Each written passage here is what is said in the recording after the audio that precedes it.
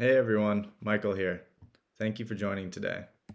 So, today I want to talk to you about how to be an excellent developer, both in the slash dev network and in general. So, there's a few core things that you need to consider when working to be an excellent developer. One of the main things that we tell engineers in our network is to make sure that you're learning something every single day. Just building that habit of learning every day, solving new coding challenges, and pushing yourself to learn something new.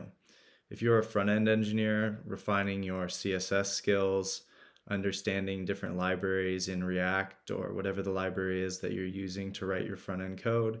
If you're a back end engineer, make sure that you know how to use the data efficiently, play around with something more complex, try something in real time, look into security, and just always be looking for something to learn every single day.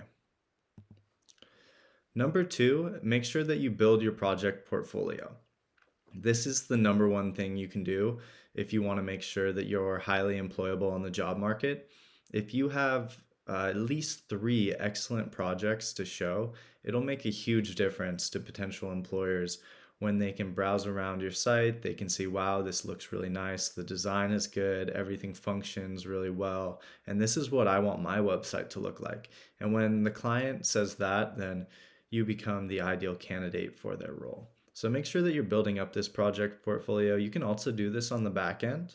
Even if all you've done is back end work for an admin panel, you can show the functionality that you've built into that admin panel, show all the different features you've built out, the user management, and really display your expertise as a back end engineer. So build that project portfolio. It's probably the single most important thing you can do. Third, you need to make sure that you know your goals and you know the skill set that you want. And so, if you're trying to become an iOS engineer, obviously being excellent at that is much different than being a backend engineer or a game developer, or if you want to work on hardware. And so, you need to know your goals. Typically, just go for what you're the most interested in and just continue to build a skill set in it. Try to get some projects, as I said before, and know what you're shooting for because that will give you a consistent action list of what you need to be doing to get there.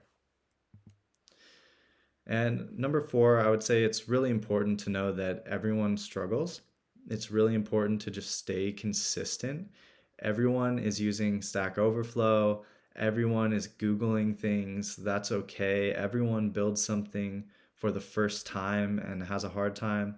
If you just continue to stay consistent, if you do something enough times to where it would be unreasonable for you to be bad at it, if you've built 10 backends, if you've built 10 front ends, really, it makes a huge difference. You've seen everything before. If you've already optimized a website for performance, if you've already built it to run static page generation so that it can be really fast for SEO, whatever it might be, once you've already done it once, it comes easier and easier as you move forward. And so, really, just don't get down on yourself and stay consistent in your development journey. And then I would say learn from others and join a team.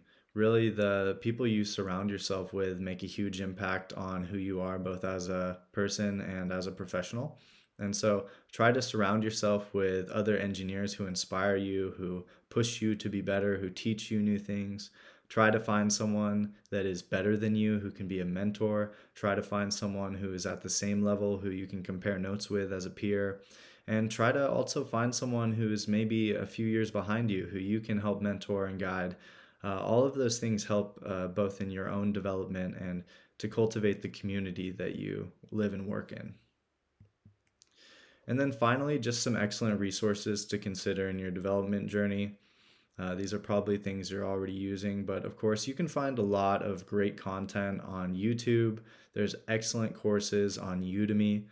Looking into the documentation when it comes to actually implementing certain features, whether you're doing a Laravel backend, a React front end, a Flutter application, the documentation has a ton of examples. Books can also be a great resource if you just want to expand your overall knowledge of a topic and really just be able to have a deep dive into anything. There's books written where people have spent their whole lives learning something and then have condensed that knowledge into a book. So very powerful stuff. And then real projects, of course, if you want the most practical application of your time in terms of learning and real world skills, real projects are it. I mean, a lot of the problems you face in the real world are troubleshooting, figuring out why something is broken. That is part of the process. So that's also an amazing resource for you to grow.